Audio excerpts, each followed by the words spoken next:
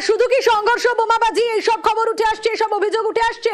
আরো অভিযোগ রয়েছে বাংলাদেশের ছাপ্পা ভোটের অভিযোগ, রিগিং এর অভিযোগ উঠে আসছে। আওয়ামী লীগের এই অভিযোগ, জামাতে ইসলামের বিরুদ্ধে ছাপ্পা ভোটের অভিযোগ তুলছে তারা। একাধিক জায়গায় নাকি রাত থেকে ছাপ্পা ভোটের অভিযোগ। আরো বিস্তারিত আবিরের কাছ থেকেই জানবো।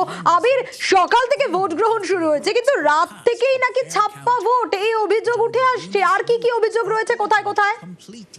সোশ্যাল মিডিয়াতে সেই ছবিও আওয়ামী লীগের তরফ থেকে পোস্ট করা হয়, যাদের বক্তব্য যে কিভাবে বাংলাদেশে নির্বাচন করানো হচ্ছে মানুষ যেন দেখতে পায়। তাদের বক্তব্য হচ্ছে বিভিন্ন জায়গাতে গতকাল রাত থেকে প্রিজাইডিং অফিসার সহ যারা ভোট কর্মীরা রয়েছেন তাদেরকে ভয় দেখানো হচ্ছে, প্রিজাইডিং অফিসারকে দিয়ে ফাঁকা পাতায় সই করিয়ে নেওয়া হচ্ছে এবং তারা যেন এখন থেকে ভোটের ফল তাদের ইচ্ছা মতো যেন সই করানো হয় সেই বিষয়ে তাদেরকে চাপ দেওয়া হচ্ছে। মূলত যে সমস্ত জায়গাকার ছবিগুলি পোস্ট হয়েছে তার মধ্যে ময়মনসিংহের শেরপুর রয়েছে, যেখানে দেড়ার ছাপ্পা ভোট হয়েছে এবং সেখানে ভোট কেন্দ্রে প্রচুর বহিরাগত যারা ভোটার নয় তারা সেখানে দাপাদাপি করছেন, ভয় দেখাচ্ছেন।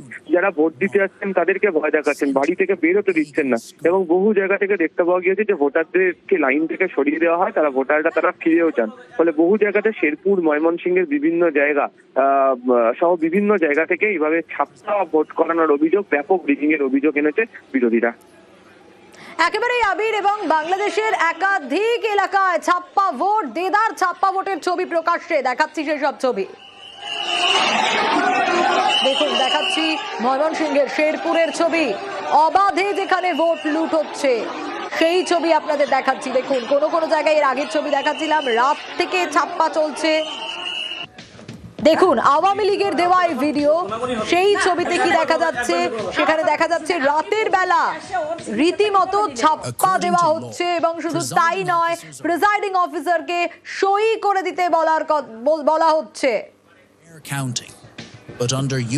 একাধিক জায়গায় রাত থেকে ছাপ্পা ভোটের অভিযোগ। আর সোশ্যাল মিডিয়ায় এই ভিডিওটাই পোস্ট করেছে আওয়ামী লীগের তরফ থেকে, পোস্ট করা হয়েছে, যেখানে ফাঁকা পাতায় প্রিজাইডিং অফিসার সাইন করে দিচ্ছেন, ভোটের ফলে সই করেন প্রিজাইডিং অফিসার। আর শুধু কি এইসব ছবি না, এ ধরনের নানা অভিযোগ। আরো দেখাবো ছবি, ভোট দিতে এসে ভোটারদের ফিরে যেতে হলো।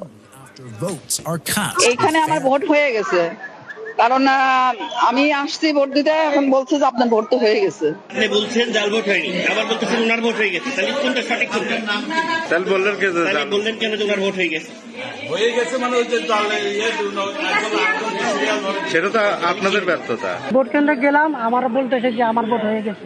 আমি তো স্যার ভোট দিই নাই স্যার, আমি প্রথমবার গেছি, প্রথমবার আমার বলতেছে আমার ভোট হয়ে গেছে। এই কারচুপি তো স্যার মানা যায় না এইভাবে।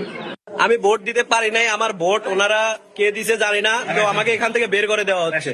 আমি ভোট দিতে কিন্তু পারি নাই, এখনো বললাম, আমি যে কেন্দ্রের সামনে আছি, বাইরে আছে, আমি কিন্তু ভোট দিতে পারি নাই এখনো।